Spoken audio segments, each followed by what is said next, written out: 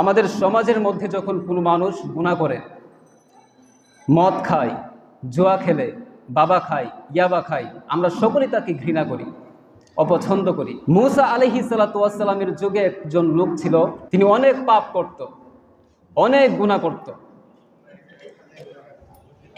এই পাপ করার কারণে মূসা আলাইহিস সালাতু ওয়াস সালামের যুগের কেউই তাকে পছন্দ করত না, সকলে তাকে ঘৃণা করত।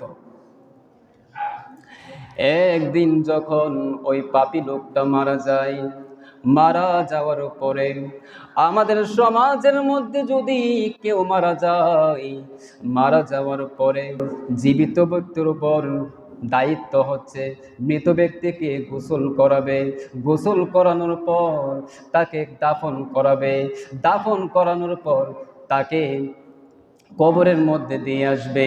কথা বলুন ঠিক কিনা? এটা হচ্ছে জীবিতদের উপর একটি দায়িত্ব। মূসা আলাইহিস সালাতু ওয়াস সালামের যুগে ওই পাপী লোকটা যখন মারা গেল, মারা যাওয়ার পরে লোকেরা তাকে দাফনও করাই নাই, লোকেরা তাকে প্রথমে গোসল করাই নাই, গোসলও করাই নাই, তাকে দাফনও করাই নাই, তার জানাজার নামাজও পর্যন্ত পড়ে নাই। সকলে মিলে একটি কাজ করলো, সকলে মিলে যে কাজটি করলো তা হলো সমাজের মধ্যে যে ডাস্টবিন আছে সেই ময়লা আবর্জনার স্তূপের মধ্যে সে লাশটা ফেলে দিয়ে আসলো। আমার আল্লাহ পাক রব্বুল আলামিন সঙ্গে সঙ্গে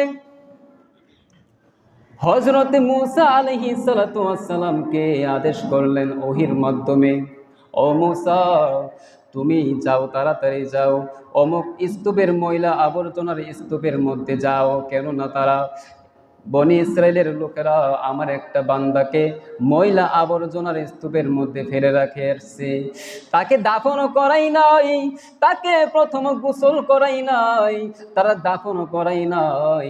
ও মূসা, তুমি তাড়াতাড়ি যাও, তুমি যাইয়া ওই মানুষটাকে আনবা, আনার পরে তুমি সুন্দর করে গোসল করাইবা, গোসল করানোর পর তুমি কাফন পরাইবা, কাফন পরানোর পর তুমি জানাজার নামাজ পড়বা, জানাজার নামাজ পড়াইয়া আমার ওই বান্দাকে তুমি কবরের মধ্যে দাফন করবা।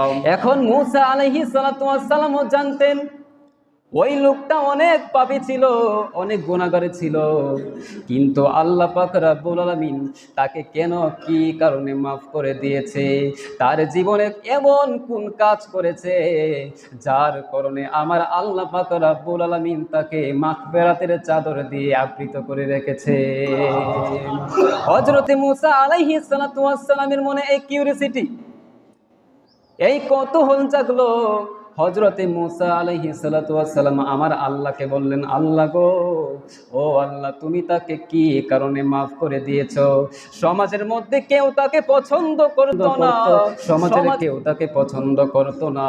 ও আল্লাহ, সে তো অনেক পাপী ছিল, অনেক ফাজির ছিল, তার জীবনে এমন কোন কাজ করেছে যে কাজটা তার মাগফিরাতের কারণ হয়ে গিয়েছে?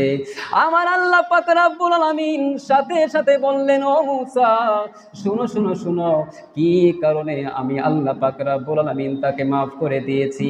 তার জীবনে অনেক গুনাহ থাকতে পারে, সে অনেক পাপ করতে পারে, সে তাওরাত কিতাব পাঠ করার সময় তার সামনে আমার হাবিবের নামটা আসছে, জোরে বলুন সুবহানাল্লাহ।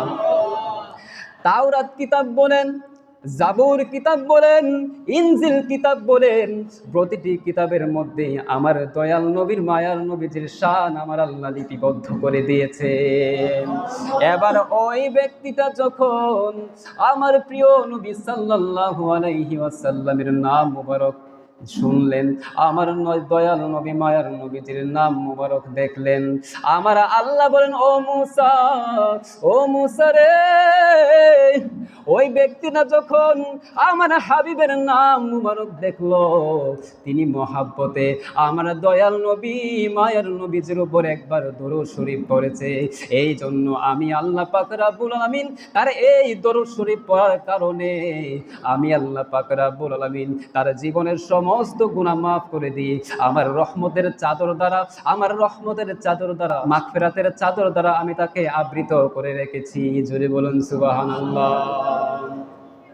দরুদ শরীফের পরে আল্লাহ পাক রব্বুল আলামিন এত বড় একজন পাপীকে আল্লাহ পাক রব্বুল আলামিন ক্ষমা করে দিয়েছেন।